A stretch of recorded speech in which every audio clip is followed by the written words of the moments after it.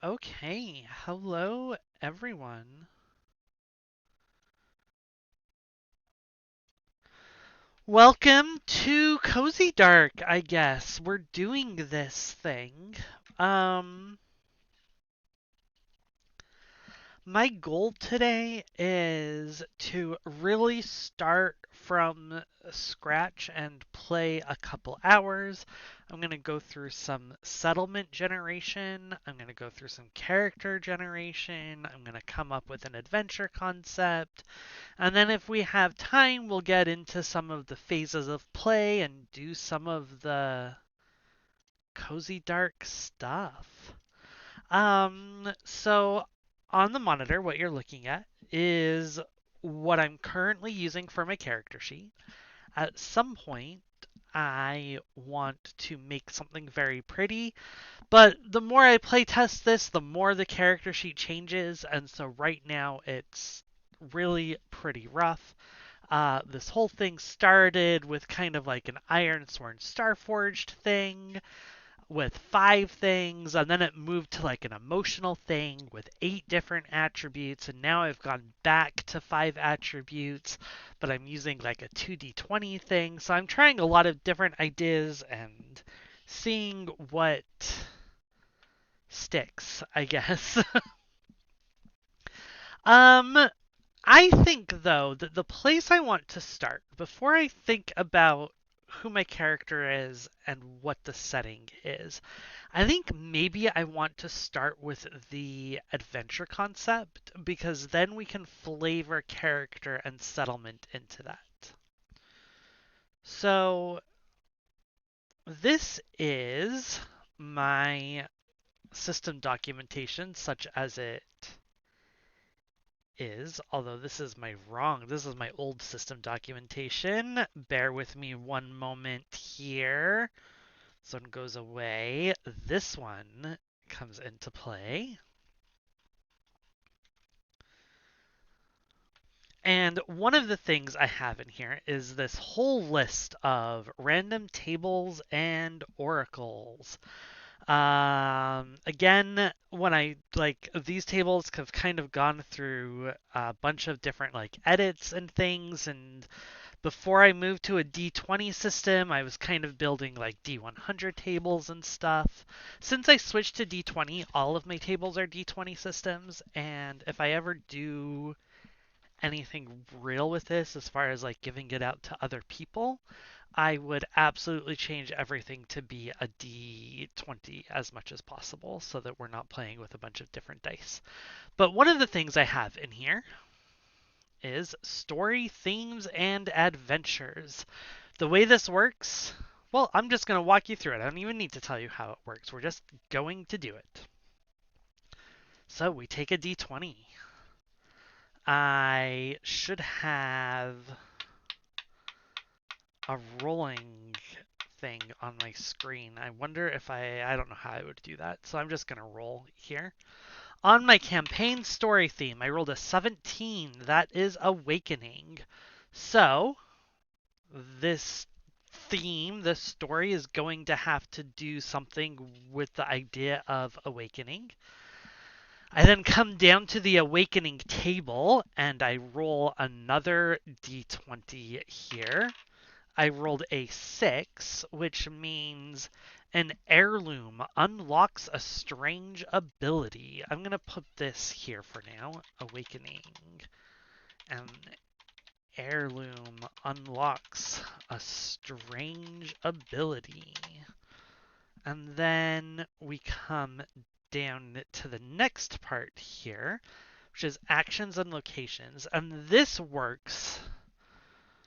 Before we were talking about kind of like what the theme and concept is, this is more about actions and locations. It builds a sentence where you do something with or to a noun uh, at a location. It's a way to kind of, I don't know, come up with an adventure goal.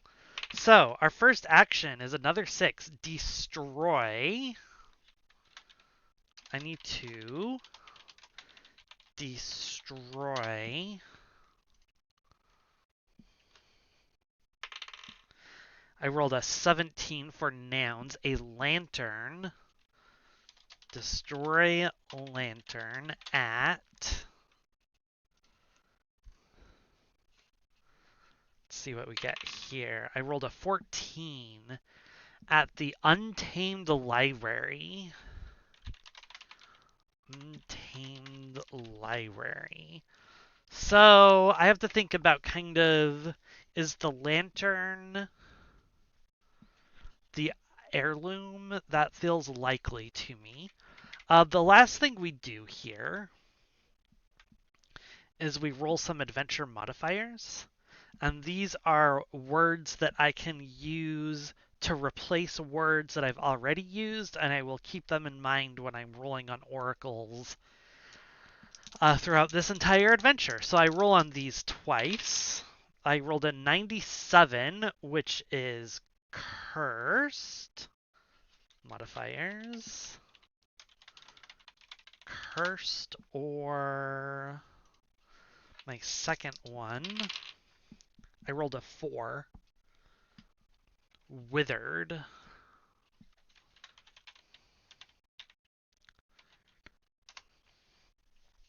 So we could adjust this by saying that, like, I need to destroy a lantern at the cursed library, or I need to destroy the withered lantern at the untamed library, or an heirloom.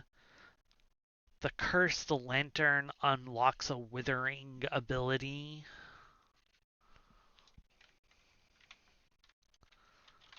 The cursed lantern unlocks a withering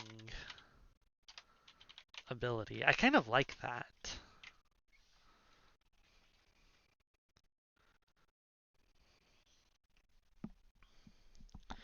Okay.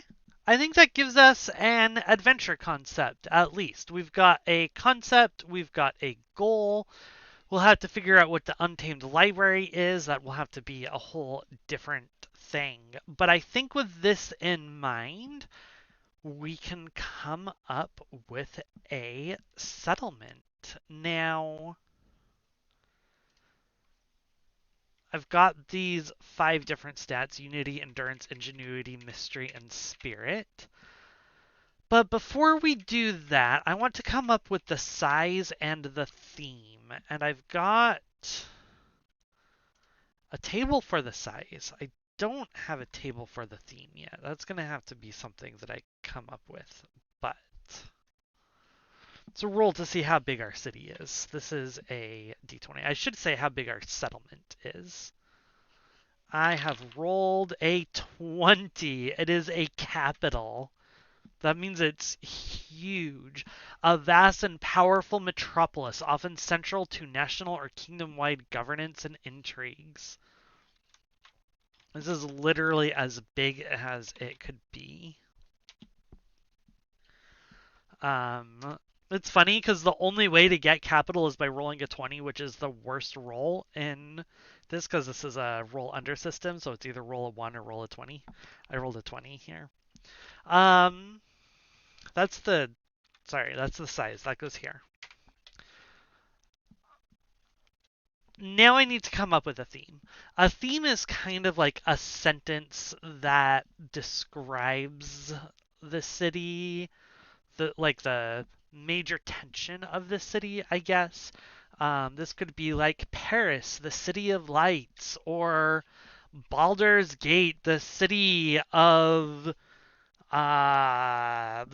death. You would do that if you were leaning into like the cult, the death cult god thing that happens in it. Or Baldur's Gate could also be the city of trade if you were doing a game where you wanted to care more about trading and things like that.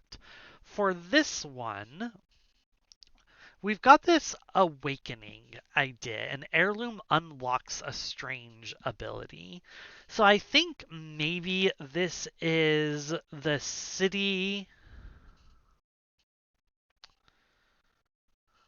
of lost magic. Do I like that?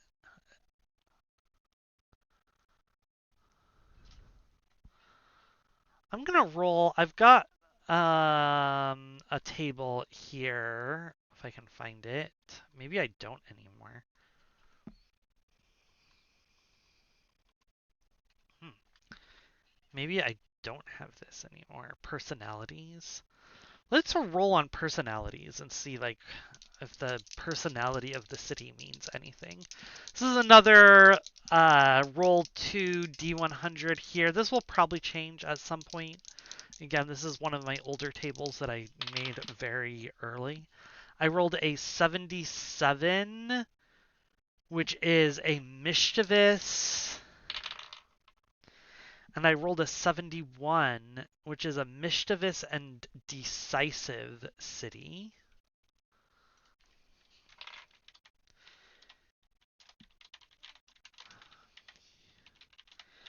So maybe this is more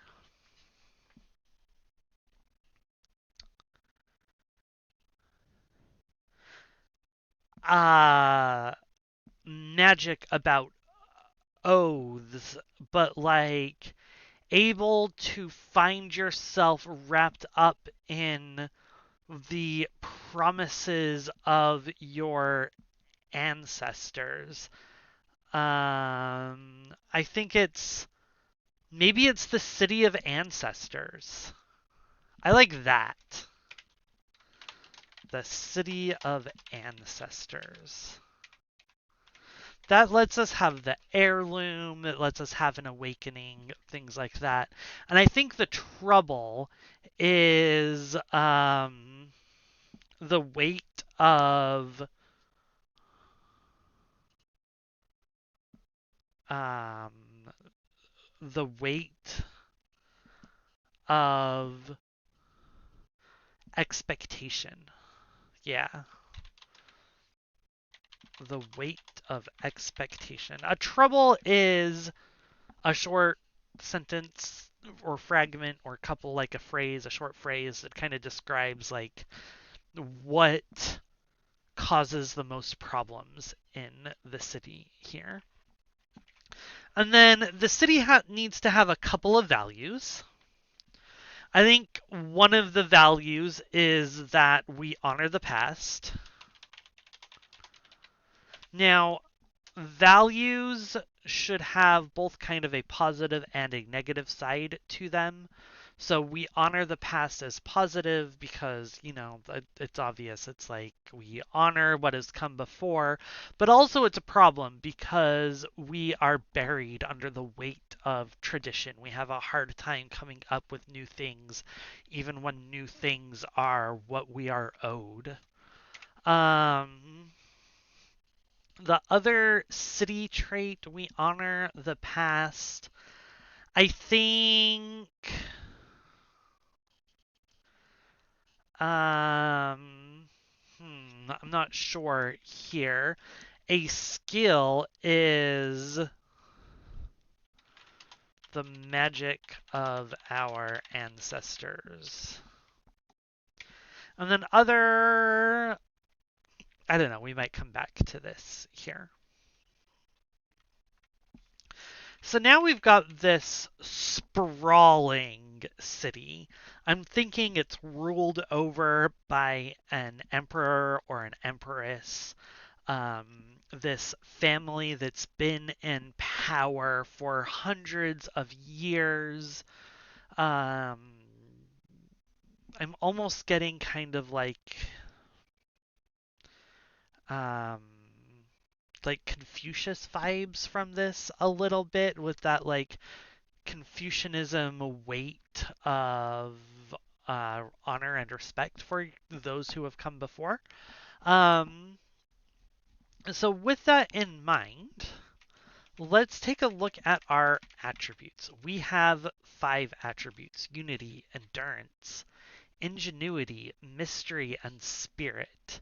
And we have 5 numbers to spread between them. One of these will be a 10, one will be a 9, one will be an 8, one will be an 8, one will be a 7. The higher the number is, the better. So let's think about this here. I think spirit needs to be very high here because we care so much about magic and our ancestors. So I'm going to put the 10 here.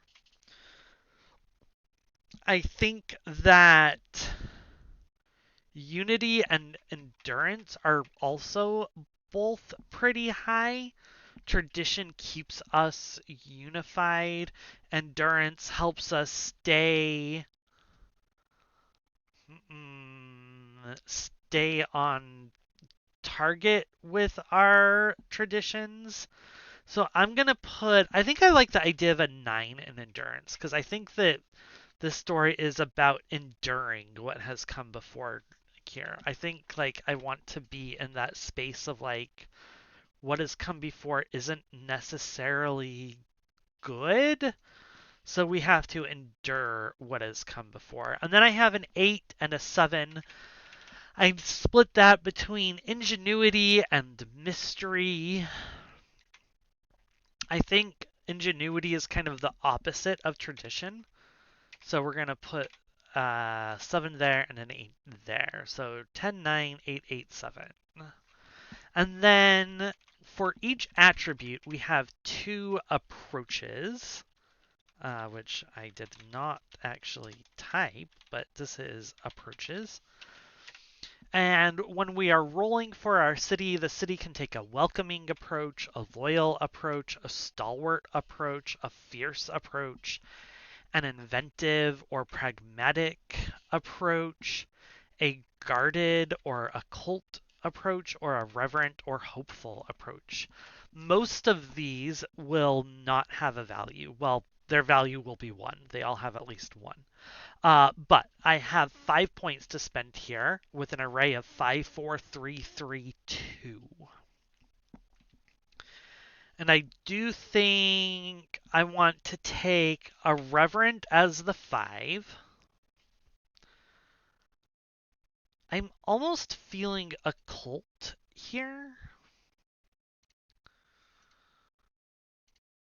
So I think maybe the occult will be a 4 because this, again, magic of our ancestors.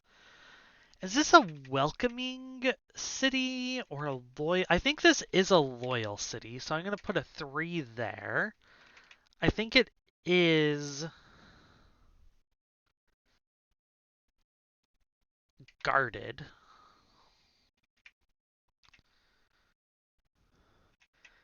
And I think it is stalwart. And so we'll put 1s everywhere else. And now, did that help us with another value?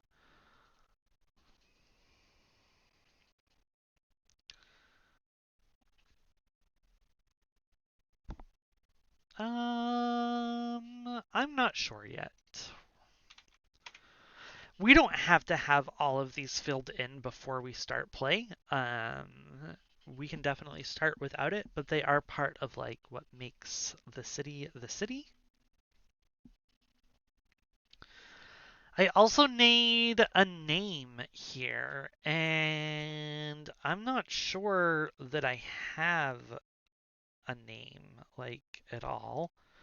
Okay, well, I didn't mean to show that to everyone, but I'm gonna open my Mythic book. I'm actually trying to write enough oracles into this game that I don't need Mythic to run it, only because I think a good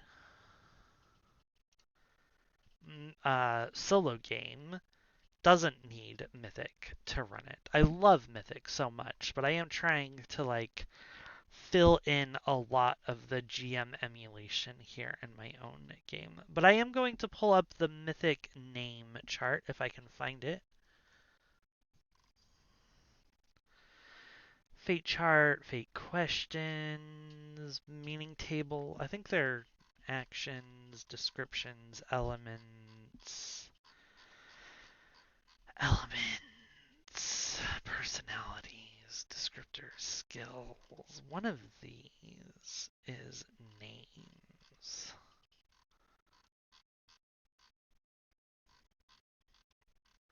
Okay, here we go.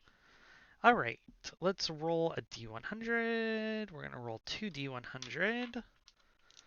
The first part of the name is a 72. I've rolled lots of 70s today. Rah, R-A-H. And then the second part of the name is a 94, which is Wah, R-A-H.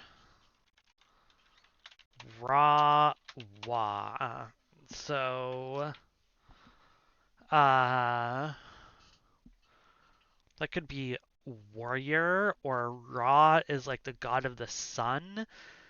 This could be like sun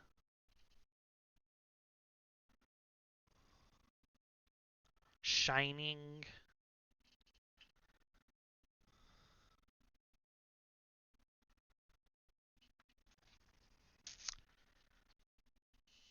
The shining.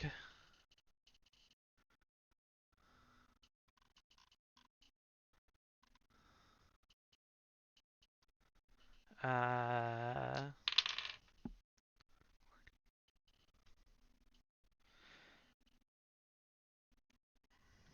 like the shining towers. What are synonyms for towers? Or palaces?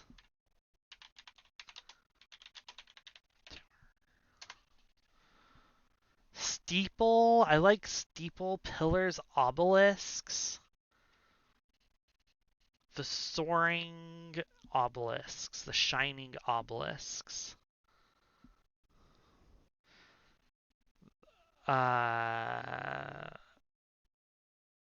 That doesn't. That feels like a place, not a city name. So maybe not pillars or palace or something. Boy, I'm really stuck here. Wa isn't is just not doing a lot for me. Raw wa.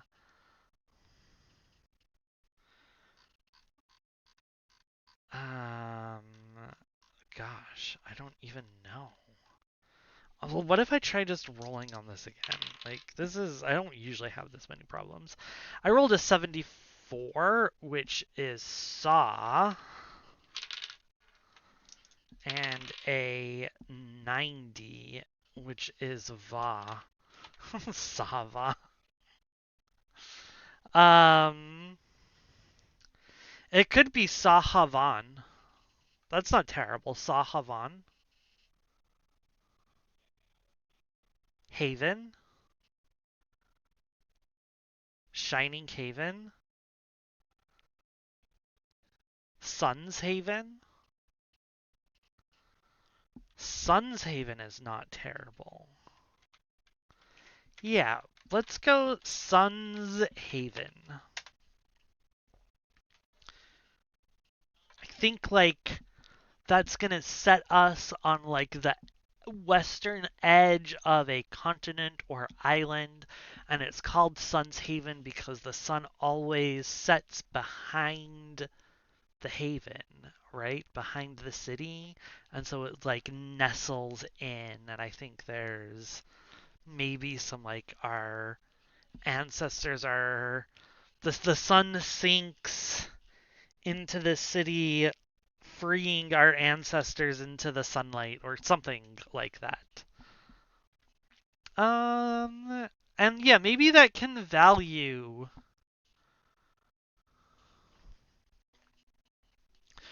something about the light of the sun.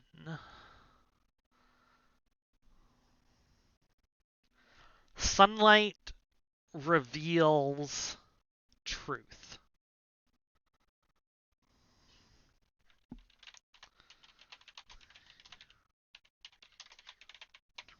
I like that. It's got a positive side. We can use the light of the sun to like unveil what is hidden, but also it can be like a little witch trial-y, right? We get into trouble and the town's like, the sunlight will reveal what's happening, and then the sunlight shines on us and the town goes into a riot or whatever. I don't know. Okay. Let's take a look at our own character here. I am going to roll randomly here for this because I've got the tables, and the whole point of tonight is to use my tables. These are my character generating oracles. The first table decides if I'm playing a human character, an awakened creature like an animal, a typical fantasy race like an elf or a dwarf or a halfling, or something cozy dark inspired. And I've got a bunch of cozy dark inspired stuff. So let's roll a d4 here. I rolled a 3, which is a typical fantasy. Um,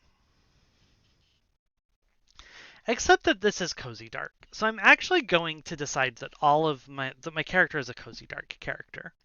I'm going to pretend I rolled a 4. The next thing to decide is if my character is cozy inclined, dark inclined, or balance inclined. This is a D3. Again, when this is a D20 table, it'll probably be like a 1 to 7, 8 to 14, 15 to 20, or something like that. I rolled a 5, which counts as a 2, which is a balance inclined character. So I move to balance inclined. I roll a d10. I roll a 5, a Corvani, a raven-like folk who hoard stories, secrets, and shiny objects alike. So I like this. Species, I guess. I didn't put a place for species. I think this would probably be actually a trait. I think I need a species trait. This is Corvani. And then I'm actually going to copy and paste this here so that I remember it.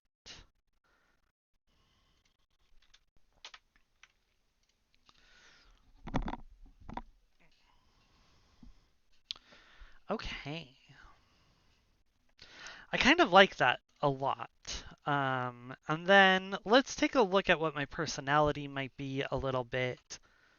That can help us assign our attributes. I am 63, enigmatic, and 25, and honest. Enigmatic but honest.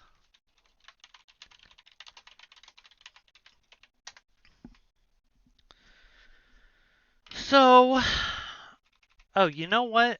We don't need the species because that's going to be part of our concept, I think. Or maybe not. So we are.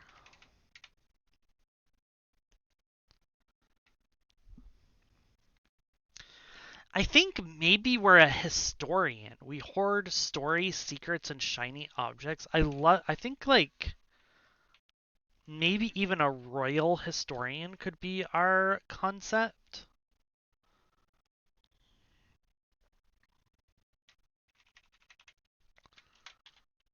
Royal historian.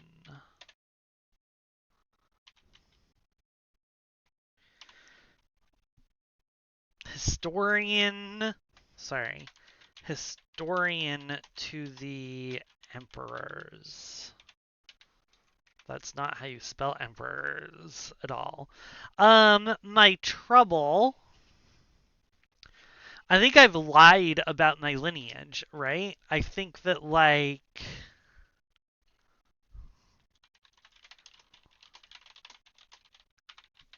we've got this city where like our ancestors and everything is important, but it turns out that like I'm a bastard in the actual typical sense of the word, and if that ever got out, boy, would that cause just a gigantic scandal. Um, I think one of my values is history repeats itself.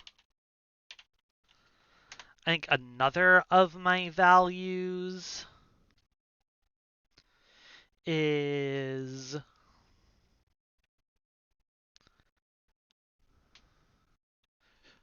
no stone unturned. No stone should be left unturned. I like that. And then our skill, I think like history here, right?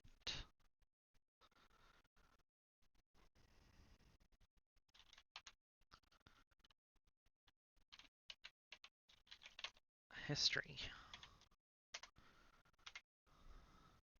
Or encyclopedic knowledge, I think, is actually what I'm going to say here.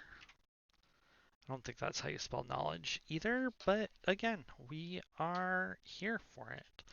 Now, this point of the game, we've kind of created this thing, and it doesn't feel like the inspirations for this game are things like Stardew Valley and Harvestella and stuff. And you might be thinking that like this doesn't feel like Stardew Valley. A historian to the emperor is not going to be out in the fields growing crops or fishing or things like that. And that is true. But I think instead we're in libraries looking for books. We are, writing down our own encyclopedic knowledge. We might be contributing to the construction of magical items somehow. I don't know. I think there is still cozy to be found here. I'm not going to turn away just because this isn't the inspiration. I think I really kind of like where this is going. I think we can assign our attributes now that we have come up with our traits here. I think that Veil is our highest one. So we're going to do a 10 here. Veil is like, so let's talk about what all of these are. Our attributes are Heart, Grit, Whim, Veil, and Ember. Heart is about our emotions and our ability to connect with people. Grit is about our ability to endure things both physically and socially and mentally. Whim is instinct. It's also movement. If we're being dexterous, we'll be rolling whim. Veil is absolutely secrecy, occultism, but it's also knowledge, power, things like that. And then Ember is the hope that burns kind of inside of us. Um, it's remaining, holding on to hope in times of darkness, resiliency, kind of things like that. So these are the traits we're going. So Veil is going to be 10. Um,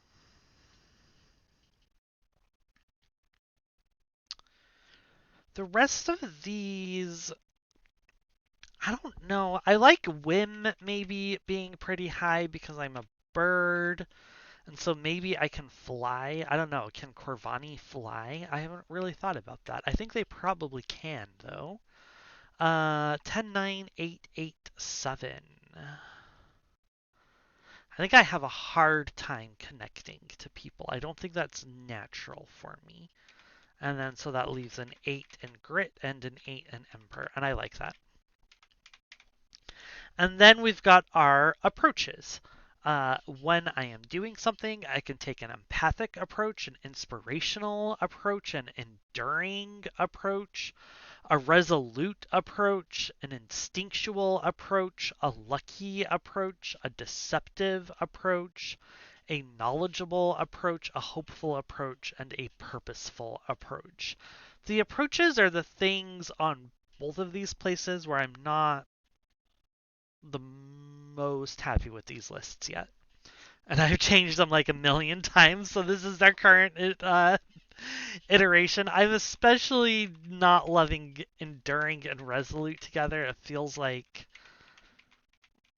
these two things are too similar. I think in my mind, Enduring was more physical, resisting, blows in combat, while Resolute was more mental and social, which is maybe okay. And then, like, I don't have I don't know. I'm going to go with it for now. Again, I get 5, 4, 3, 3, 2 to split between these, and then the rest of them will just be 1. Knowledgeable has to be our 5. And I think Deceptive has to be our 4. Well, I think we're really embracing those Veil feelings. Whim. I like Lucky. Maybe where you have some luck going on. I don't love Instinctual. I do like Purposeful. 5, 4, 3, 3, and then 2. I like Resolute. Everything else is 1. Okay. And then, so, so people know, I guess, whatever, so it's clear. The base mechanic of this game is really easy. You come up with your target number by picking an attribute, combining it with an approach, and then you roll 2d20. If you roll under that target number, you get a success. If you roll over the target number, it is a failure. Most rolls require 1 success.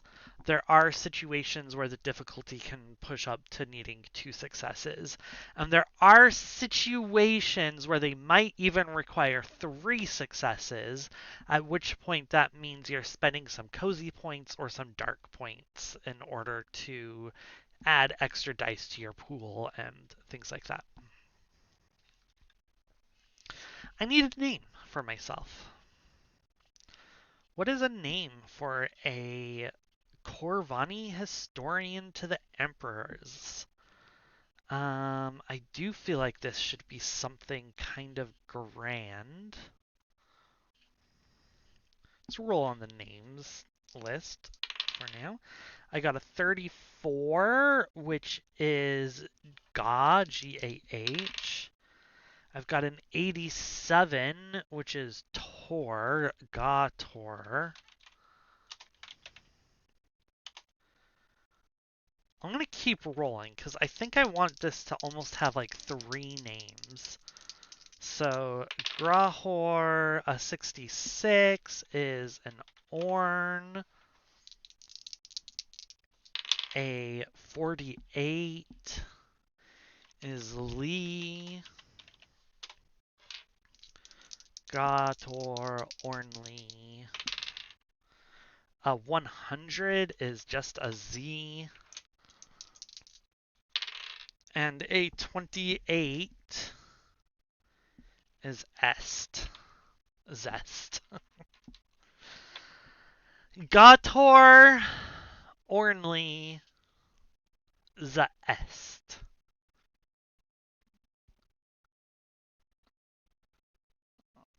Liga, Litor. What if we do Litor,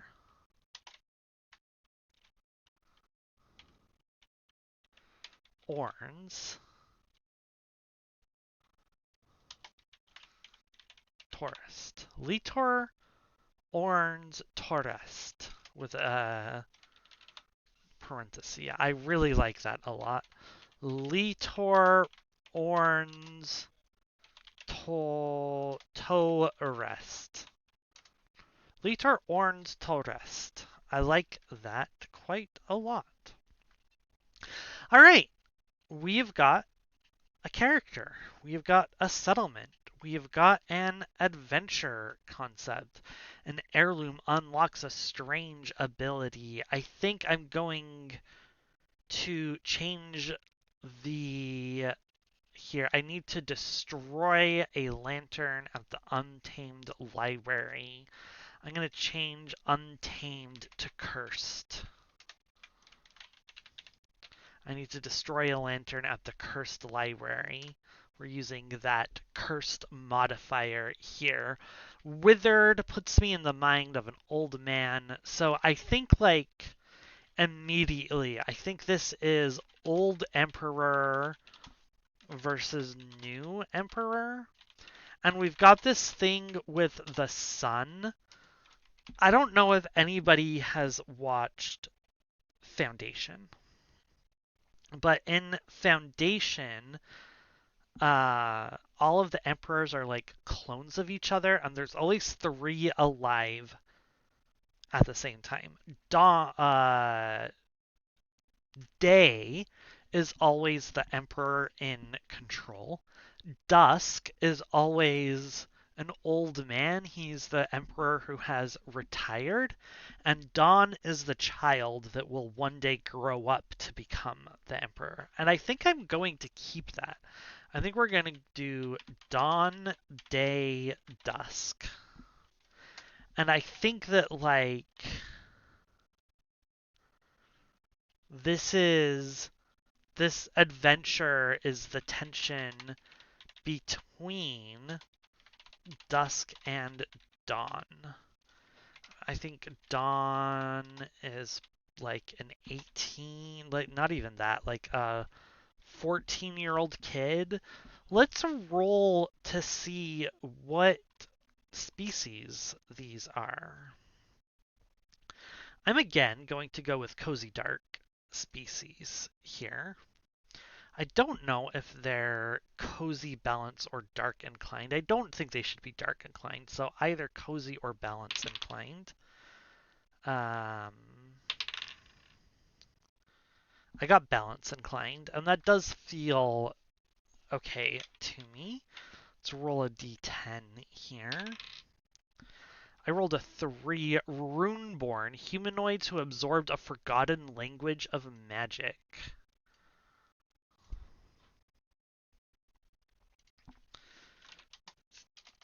The ruling family are Runeborn, inheritors of an ancient language of magic that is burned into their skin. So I think this is like vibrant, glowing tattoos. Except they're not really tattoos, they're magical tattoos on skin. And I think like maybe they actually have magic here that they use. Okay.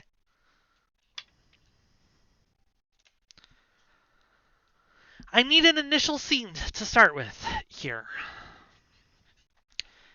And I don't have an oracle to help me come up with an initial scene. So let me think here. Is there something in Mythic I can use to create kind of a initial scene? The first scene. The first scene of your adventure is a special one because it gets the story rolling. There are a few different ways you can come up with a first scene, depending on how much context you're starting with and how surprised you want to be.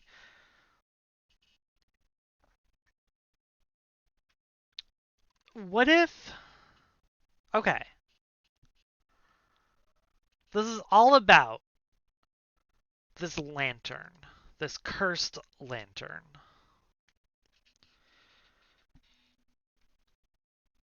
Why is it cursed? It's cursed because it belonged to maybe even maybe this is like a Sleeping Beauty situation where like someone who hates the emperors left the lantern behind hundreds of years ago, waiting for a dawn to find it, knowing that that would then unravel the family and bring about a revolution. Um, I think this scene starts with Dawn. I think Dawn is kind of a lonely kid. He's destined to become the emperor. I don't think that Day and Dusk are clones, but they are family. It is a patriarchy. And so the look of them is all the same, and these runes that are scattered like ink in vibrant gold and red displays that move and swirl around in patterns, etching out words that I don't even think the emperors remember anymore.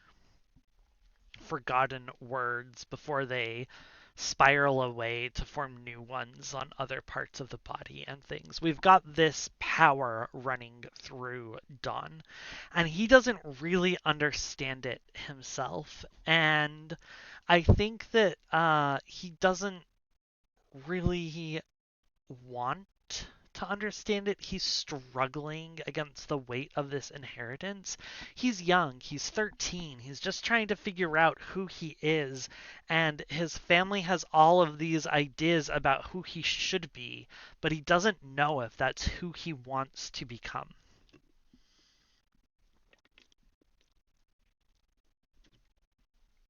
I think in this scene, he is playing with someone he shouldn't be playing with, a servant. Um,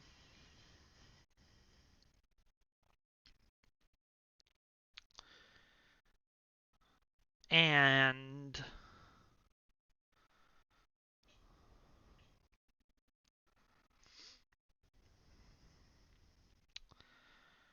they're playing somewhere they shouldn't be. I think that I like the idea that this palace has been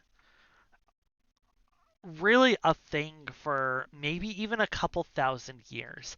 I don't think the emperor has been the emperor for thousands of years. I think the line has been broken a few times. I think the palace has been destroyed and rebuilt a few times. There are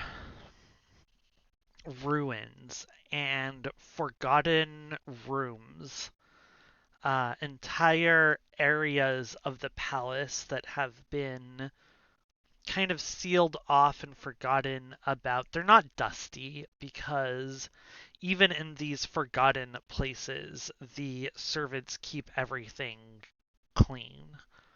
Um, but there's just this sense of quiet about them, quiet, abandoned places that haven't heard the sound of anything but cleaning. In fact, I love this idea that like the servants aren't allowed to talk in these forgotten areas of the palace. And so the only sounds that these places have heard in maybe hundreds of years even is the whisper of a cloth wiping away dust from a mantle, the brushing of a broom against the floor. And those are only short, temporary sounds before everything returns again to silence and quiet.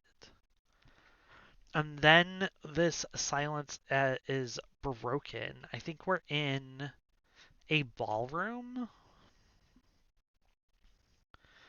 when two kids come kind of laughing, tumbling through the door.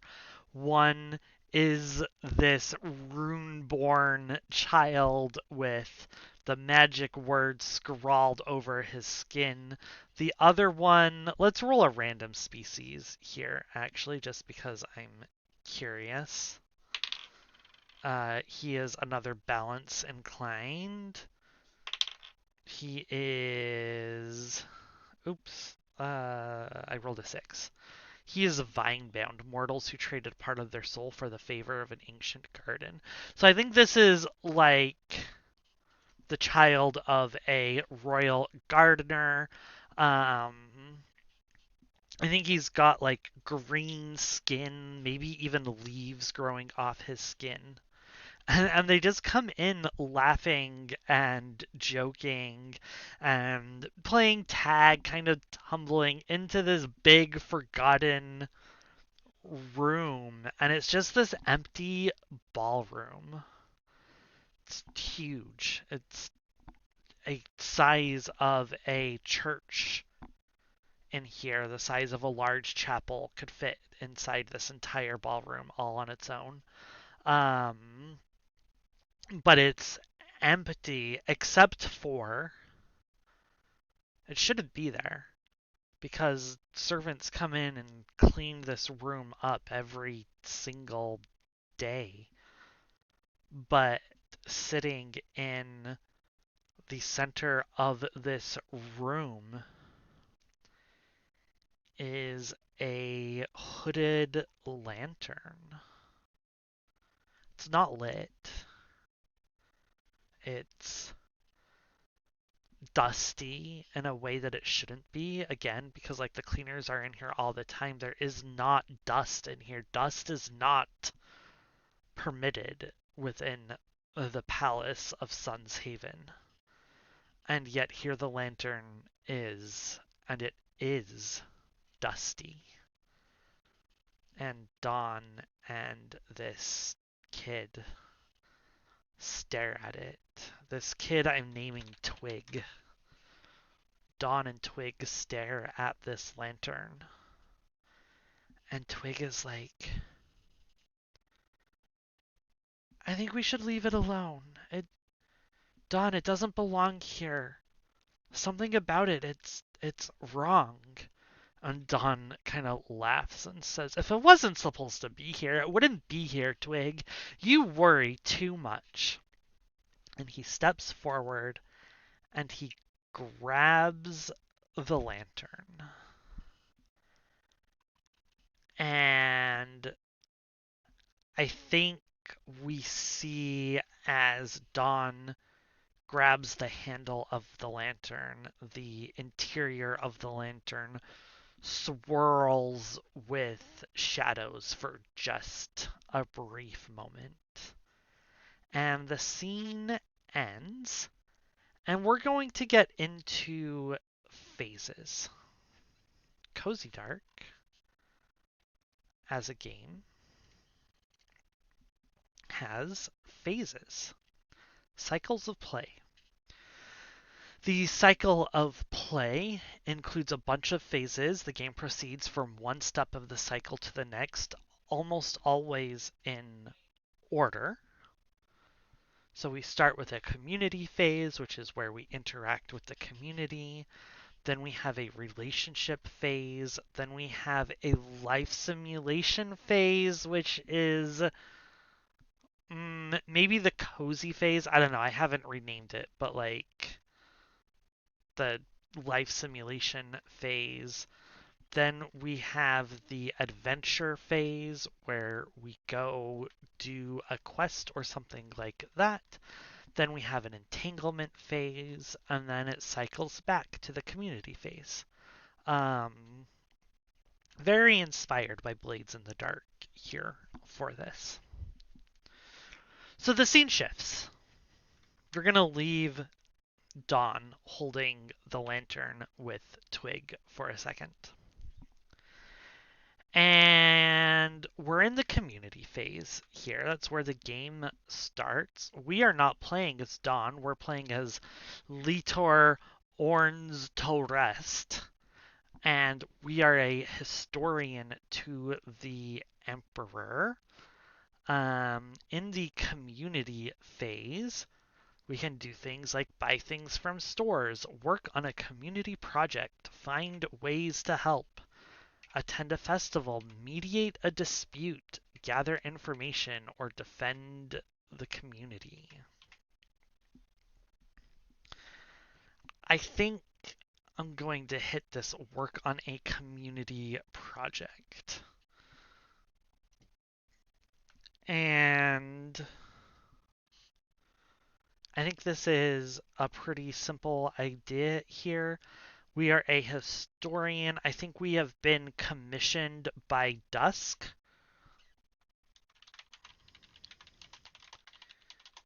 to write about his time as emperor.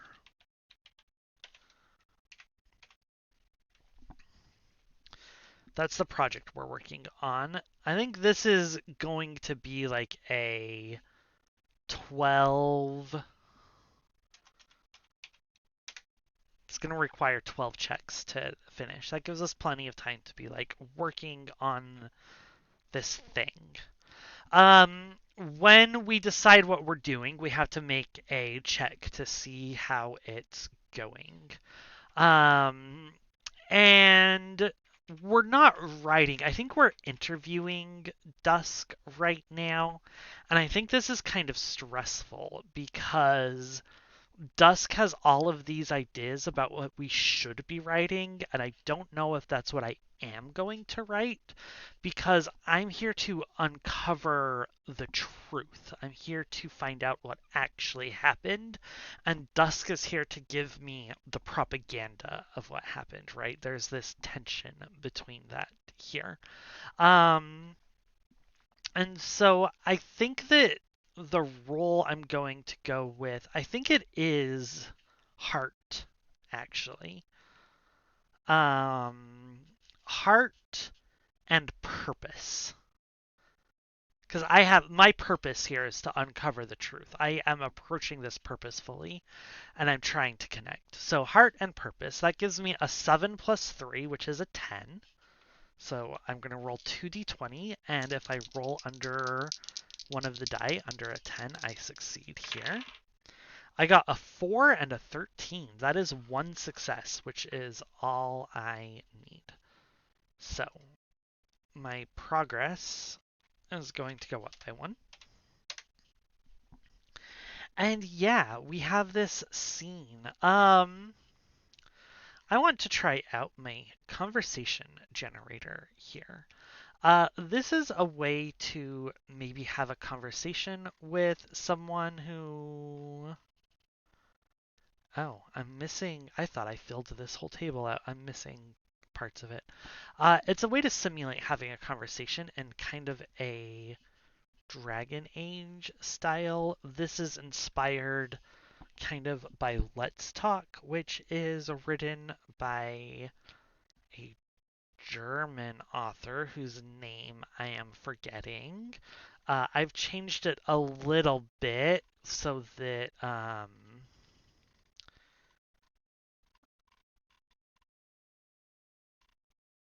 can roll d20s and roll instead of have cards and things like that. So I want to set this scene here. I am in Dusk's office. Let's find out a little bit about Dusk, actually, before we go to this generator. Let's go to NPC personalities. Dusk is...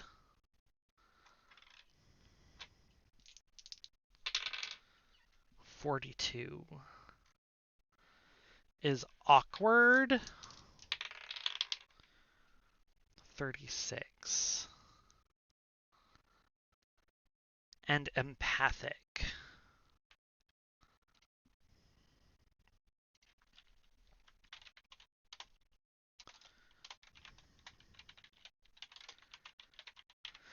I don't know if I like that. I don't think that's my vision for him. I think he's this old man. Like, I think he's...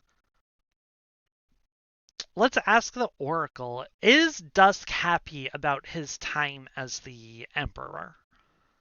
And for the Oracle, I've got something inspired by Mythic here. Uh, what is that? This is an ad.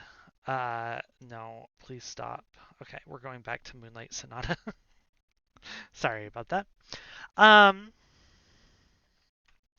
During this game, we accumulate cozy and we accumulate dark. These are meta currencies that we can spend to do things with.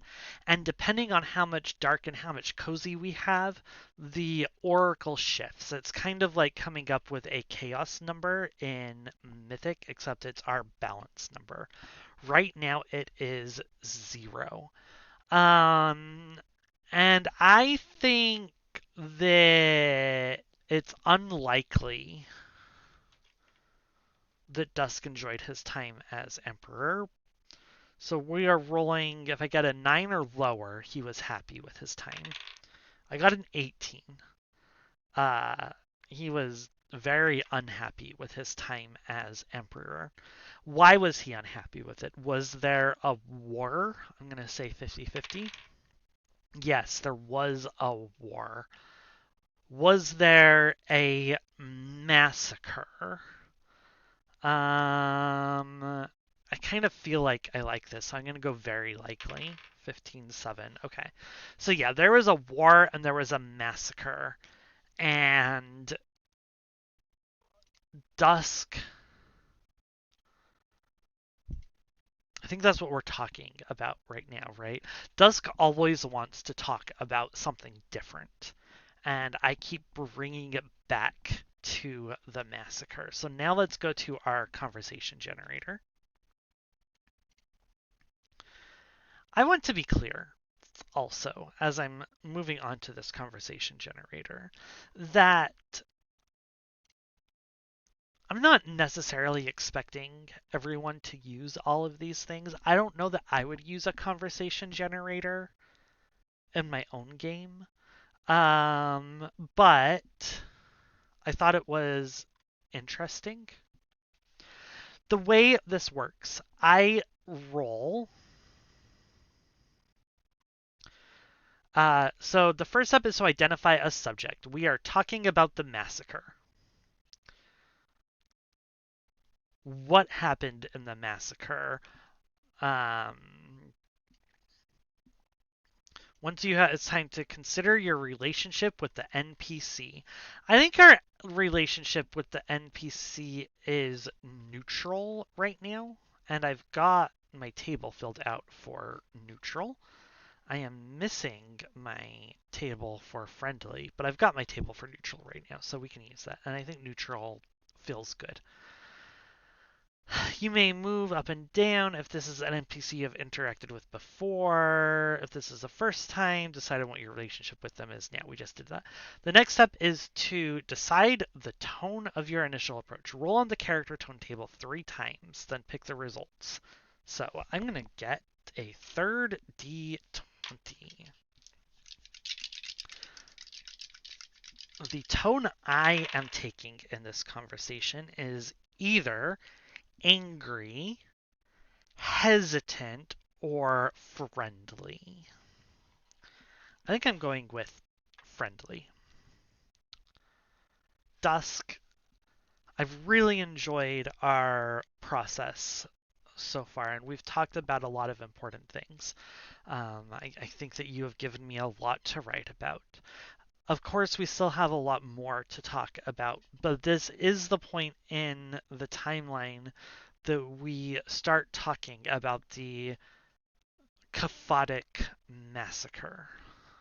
And I'm going to write the Qaphotic Massacre.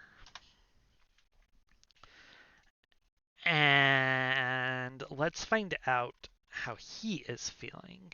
So I roll 3 and get to choose one, and then I roll 3 on the NPC neutral table to kind of decide how he is feeling here. I get to choose. And the reason you roll 3 is because it's like in a BioWare game where you have the different options to choose from. So I rolled an 8, a 19, and a 14. which is energetic, angry, or blunt. And I think he's blunt here, and he says, the Cathatic Massacre. Everyone thinks it should never have happened, but no one understands. They weren't there. They weren't the ones making the decisions. Everyone tries to blame it on me, but they don't understand.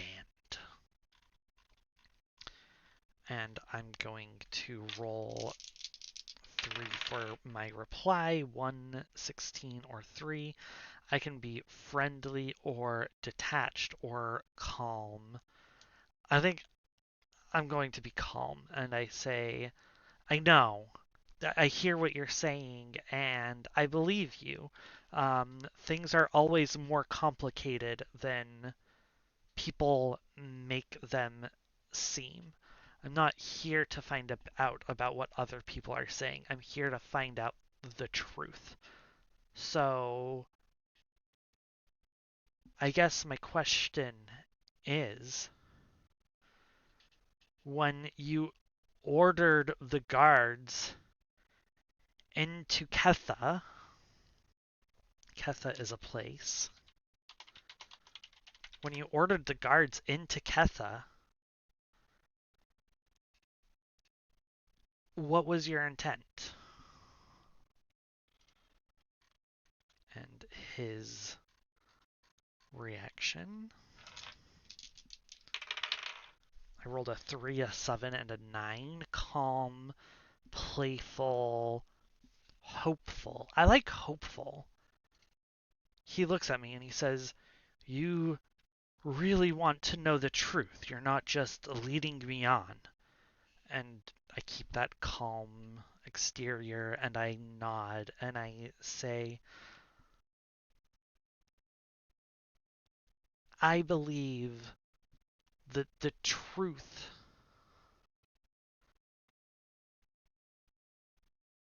is important and that I should leave no stone left unturned in the pursuit of that truth. I don't care what people say. I care what happened. So please, tell me what you were thinking when you ordered the guards into Ketha. And he says, well, he closes his eyes. And there's a moment of regret there, I think. And he says, I didn't order the guards into Ketha at all.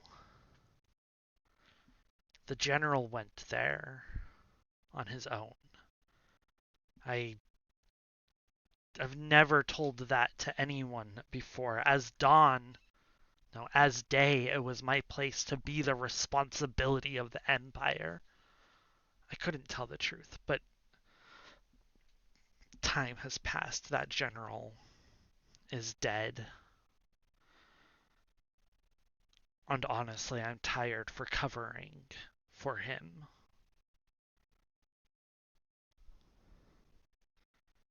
It is in the end my responsibility. Of course, I placed the general there to begin with. I thought I could trust him.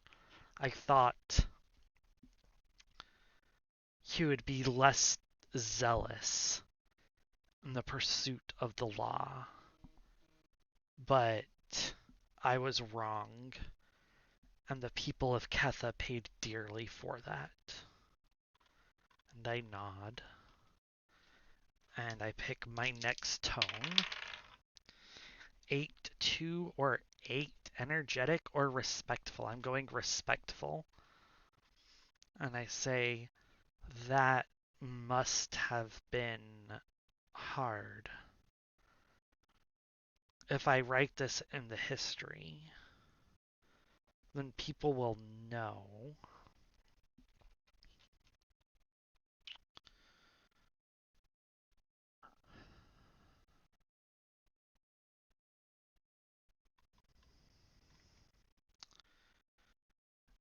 I don't know that they will give you the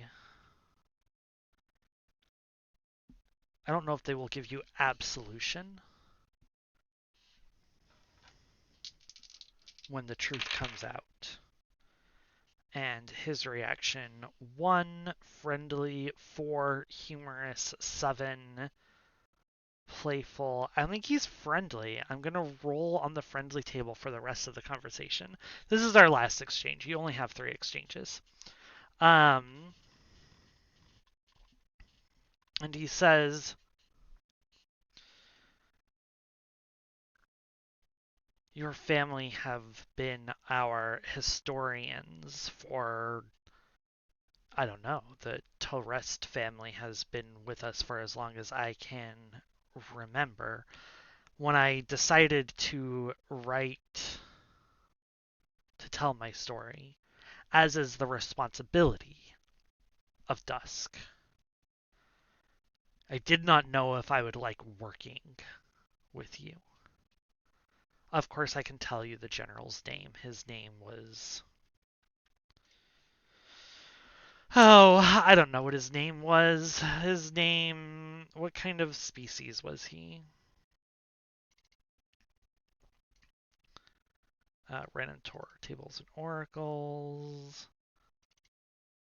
Can you... Thank you. Species. He's a cozy dark species.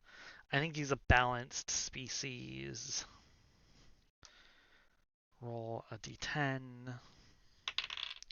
The general was a kith of the loom, spiderfolk who weave fate into fabric and keep dreams safe in silk. The general was one of the kith. Their name was Agathor.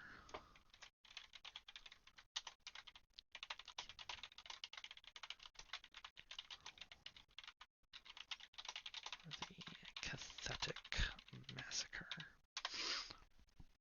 And all of this is really just flavor. I don't think we've done the role here, right? Like, we've done this thing, but I really like what we've set up here.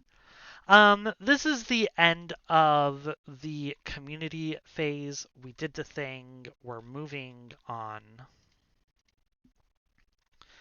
The next phase is the relationship phase.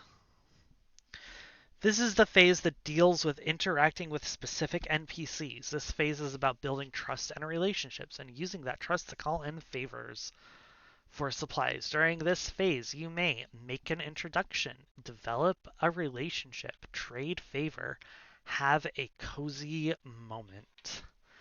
And I think this is later. I'm in my office. I'm taking down my notes from my discussion with Dusk. And I think there's a knock at the door.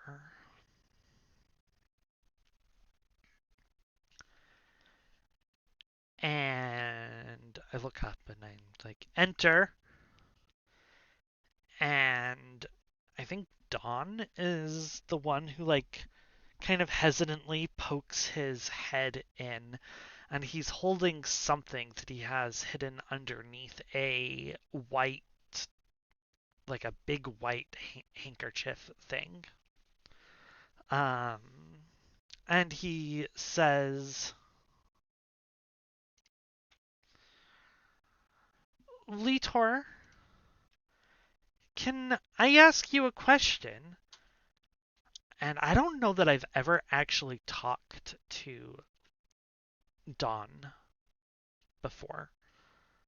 I'm a historian. I don't need, you know what? I think actually I am his tutor. So I have met him before. This isn't making an introduction. It is developing a relationship. And I'm like, oh, of course, come in, my lord. And Don comes in and he says, can I show you something? And they kind of squawk a little bit. Of course, of course. I expect that that's what's under your cloth there. Yes, yes. And Don's like, yes, Litor. Uh, I think he doesn't call me Litor. Yes, Master Terest. It is. He puts it down and he uncovers it, and I see the lantern. And I don't think I recognize it. You know what? I'm gonna make a veil. If I do that, that's not what I want to do. I want to roll on the tables and oracles to find out if I know what this is. I think it's very unlikely that I know what this lantern is. In fact, nearly impossible. So if I get a 5 or a lower, I will recognize the lantern. I got a 5. I do recognize the lantern. Um, he drops the lantern on the desk, uncovers it, and I go completely still for a second. You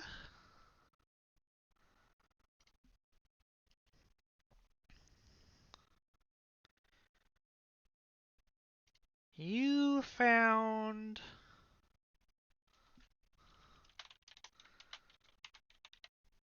the lantern of the Ketha prophet.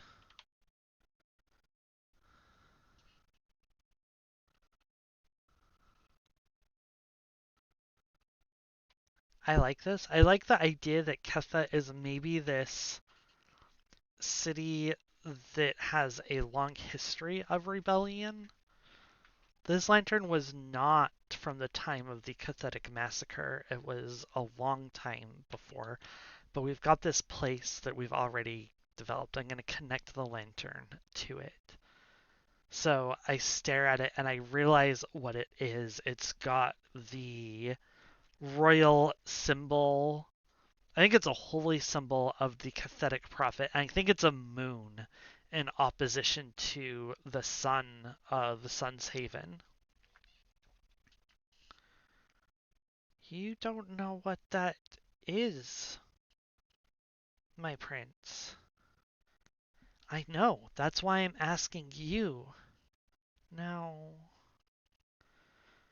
Oh, you should not have found that. This is bad. This is very, very bad indeed. Dawn's like, why? There's a prophecy. When Dawn finds the lantern of the prophet, dusk will fall upon Sun's Haven. When Dawn finds the prophet's lantern, dusk will fall on Sun's Haven. It is a prophecy and a curse. And I am sorry that this has come to you. And I am sorry that I have seen it come at all. And Dawn looks at me and he says, it's a story, Master Terest. It's not real. Everyone's heard of the Ketha prophet. Everyone knows she doesn't have any real power. She was a false prophet, a heretic. No one knows who her family was. She doesn't matter. No, that's not true. Some people do know who her family was. Do you? I'm going to make a veil and knowledgeable check here, which is a target number 15. I got an 11 and a 10. which is a success. It's actually 2 successes, so I succeed and I get 1 point of cozy. Yes, I do know who her family was.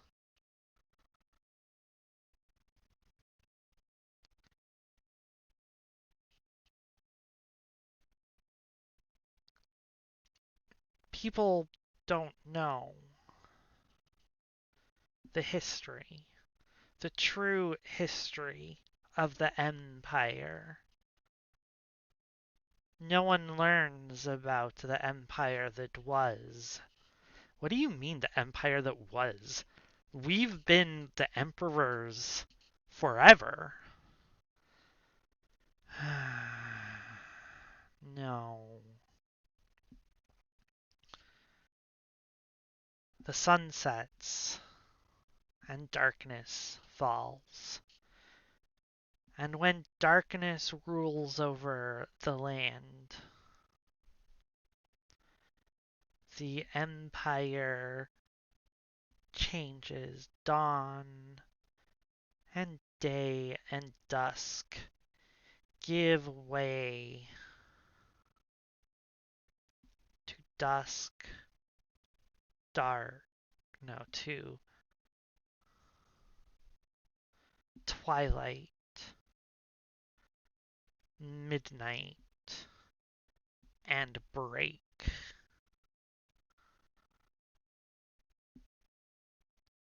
The cycle has happened at least 4 times in the past.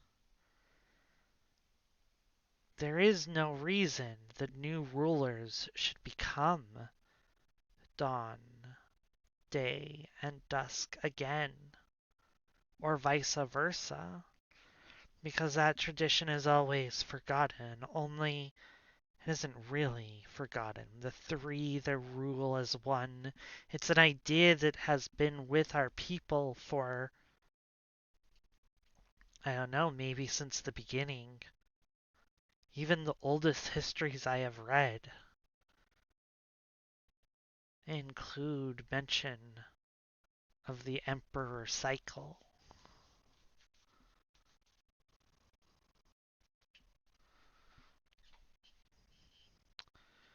Dusk says, I don't want to believe you, Master Torres, but the reason I came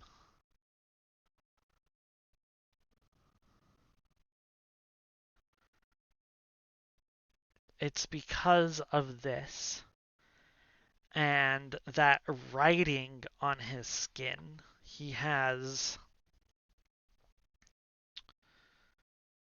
it's usually in gold, red and gold, and some of the words swirl into being and turn into purple and silver instead. And when it does that, goosebumps rise up on Don's skin.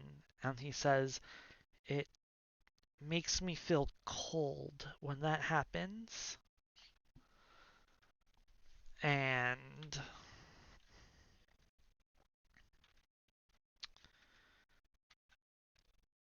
uh yeah. I think what I need to do, we're in this cycle.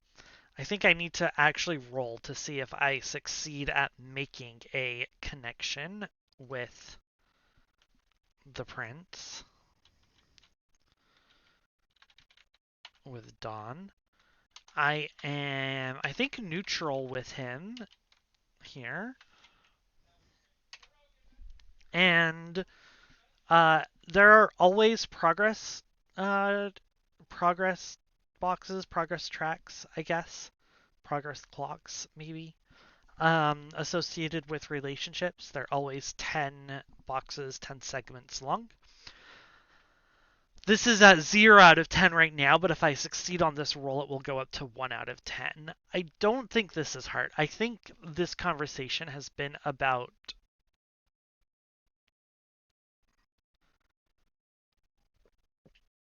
Veil and Knowledge. I think I'm just going a straight 15 here. A 13 and a 3. I get another point of Cozy. And yeah, I'm at 1 out of 10.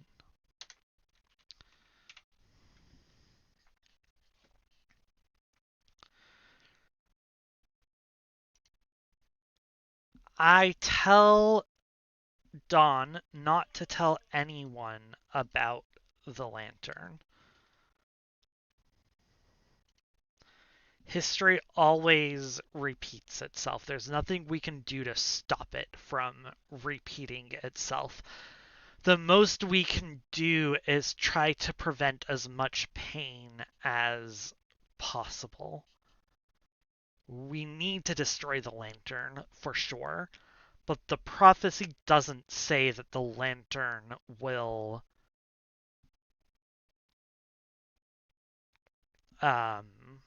be the cause of dusk falling on Sun's Haven. It's an indicator, not a cause.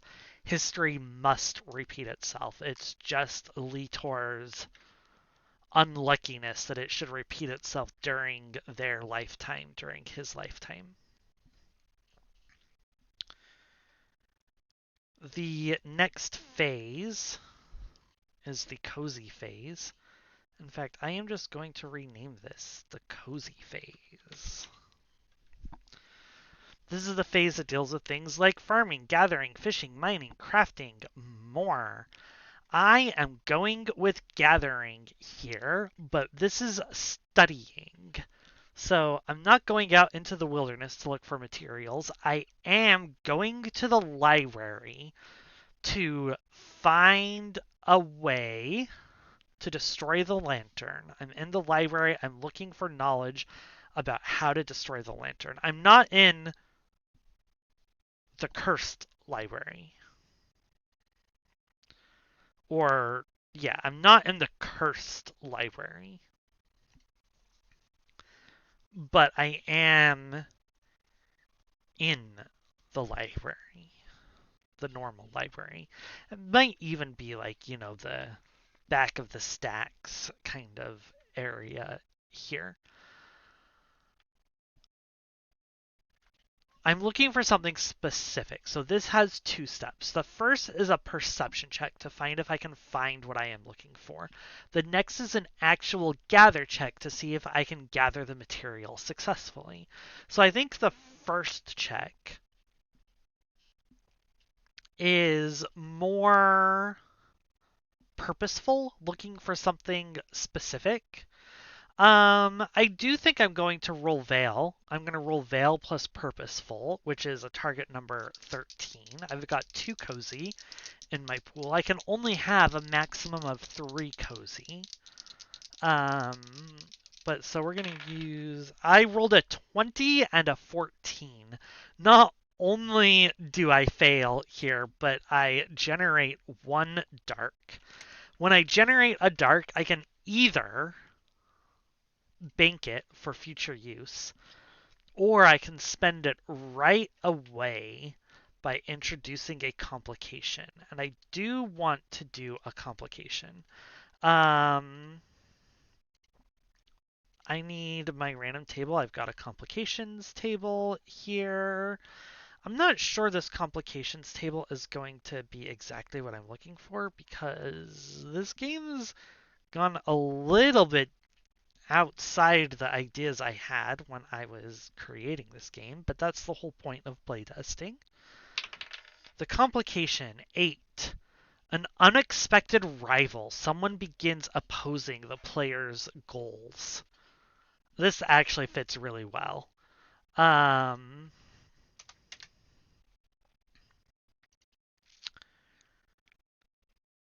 There is someone here who put the lantern in place. Is she the Prophet Reborn? She's someone possessed by the spirit of the Prophet, right? Let's find out.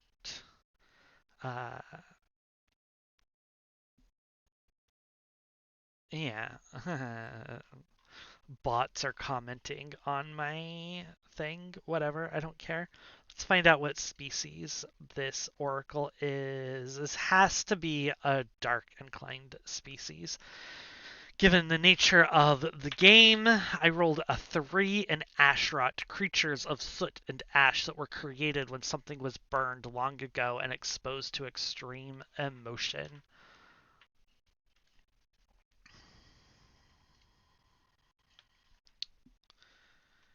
This is not a person that is the reincarnation of the prophet. It is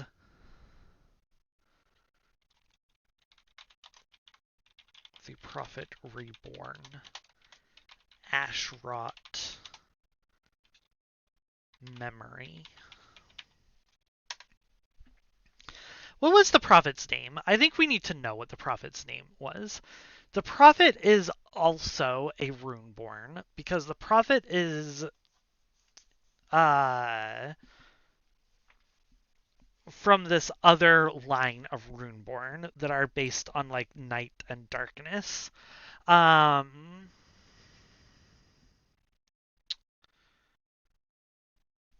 I don't think though that she was one of the ruling family, so she wasn't like Twilight or Midnight or Break.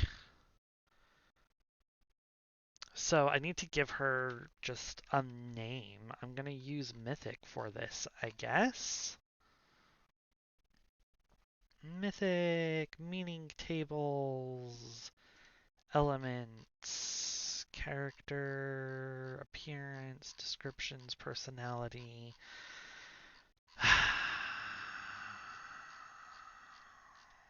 Locations, names. Here we go. Names is on page 211. Not that I will remember that, but it's something to consider. Okay, names. 95 is WR. 3 is Raw, Wrath. She might be named Wrath.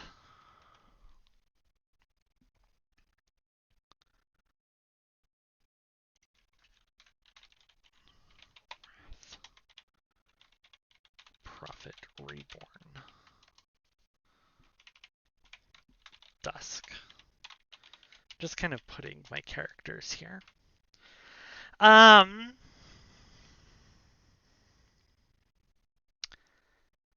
in the library.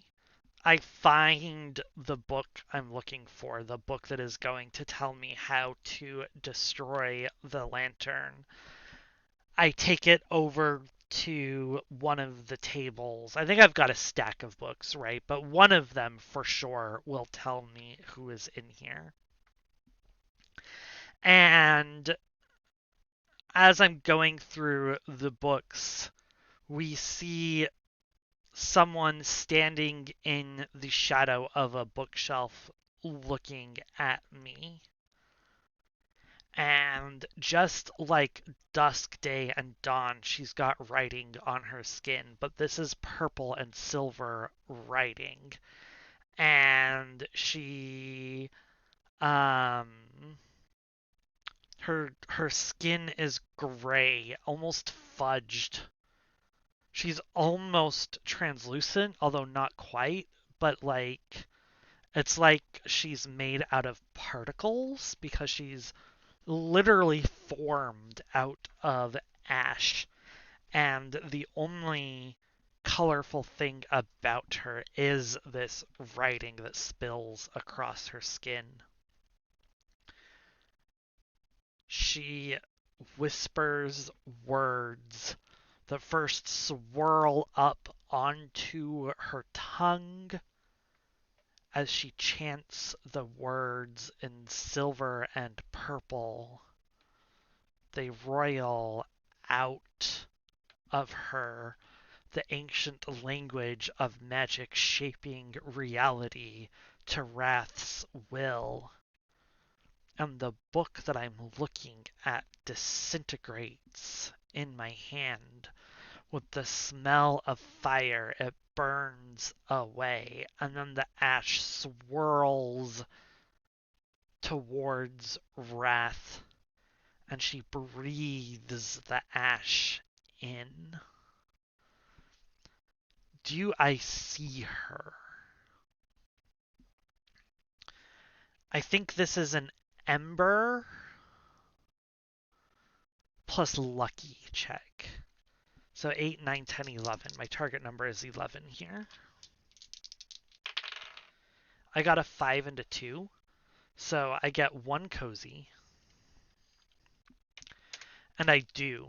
I stare in shock as the book disintegrates, and then I look up and follow the ash, see her sucking it in, and she waves at me, and then immediately it just breaks apart and vanishes. And I actually think that that's where I am going to end the game for the night. I've been going for about an hour and a half. We are at the end of a cycle. The next cycle is the dark, or the next phase, I guess, is the dark phase where I need to come up with some sort of adventure. And I think the adventure could very likely be something like chasing her down or something like that. Um, but we'll do that next time. For now, this has been Alexis streaming Cozy Dark, and I will talk to you all later.